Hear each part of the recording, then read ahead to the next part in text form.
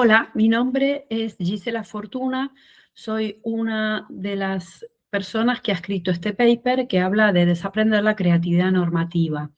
Hablamos en él de metodologías pedagógicas para la enseñanza del diseño en estudiantes universitarios neurodivergentes. Para entender este enfoque, el paper comienza analizando lo que ocurre el primer día de clase. Como vemos aquí, la mayoría de estudiantes no llegan con falta de creatividad, sino que llegan con algo mucho más profundo, que es miedo. Miedo a no ser suficientes, miedo a no saber dibujar bien, miedo al fracaso o miedo a no tener ideas originales. Este gráfico muestra claramente cómo predominan emociones negativas, como la inseguridad o la incertidumbre en el inicio del proceso educativo. Estos miedos no son casuales, porque los estudiantes tienen miedo a no encajar en un modelo de creatividad normativo y a compararse constantemente con otros estudiantes, o a no cumplir con unas expectativas que muchas veces ni siquiera entienden o saben de qué se tratan. Entonces, aquí aparece la idea clave de nuestro paper, que es, este miedo no nace del alumnado, sino que nace de un sistema educativo, un sistema que mide antes de acompañar. Para nosotros, el problema del sistema principal no es la falta de creatividad, sino el modelo educativo. Es un modelo basado en la creatividad normativa, en la evaluación temprana y en la comparación constante.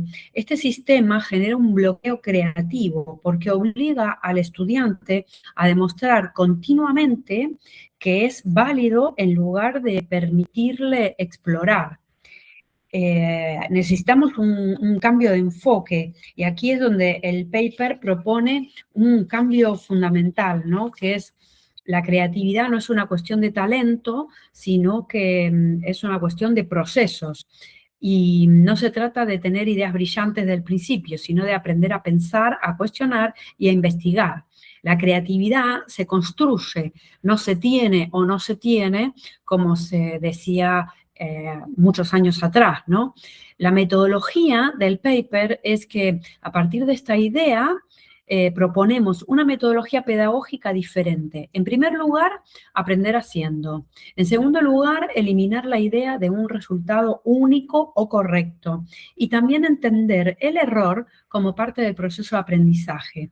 Y, muy importante, valorar la neurodivergencia como una ventaja y no como un problema. Es decir, se trata de diseñar un entorno donde el estudiante pueda descubrir cómo piensa en lugar de demostrar constantemente lo que sabe. De esta metodología se derivan varios principios clave. No existe una única respuesta correcta. El proceso es más importante que el resultado final. El error no es un fracaso, sino una herramienta de aprendizaje. Y la diversidad cognitiva no es un obstáculo, sino una oportunidad para generar soluciones diferentes. Aprender haciendo es un ejemplo claro de que el aprendizaje tiene que estar basado en la acción. En lugar de exigir resultados, desde el inicio se plantean actividades donde el alumno experimenta, prueba y descubre.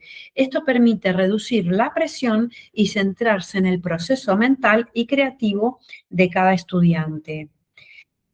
Como indica el paper, la creatividad no se bloquea por falta de talento, sino por presión, comparación y evaluación temprana.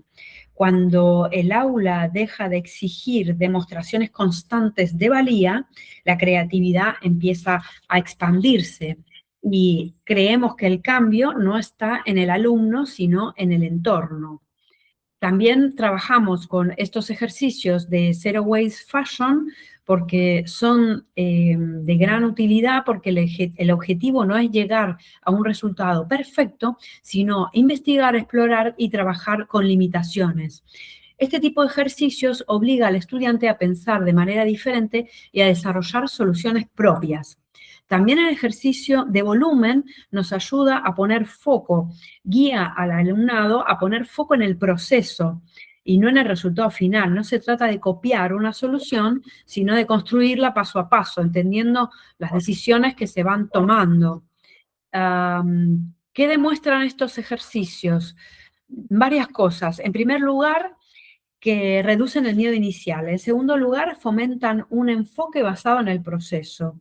Y además eliminan la idea de una única solución correcta.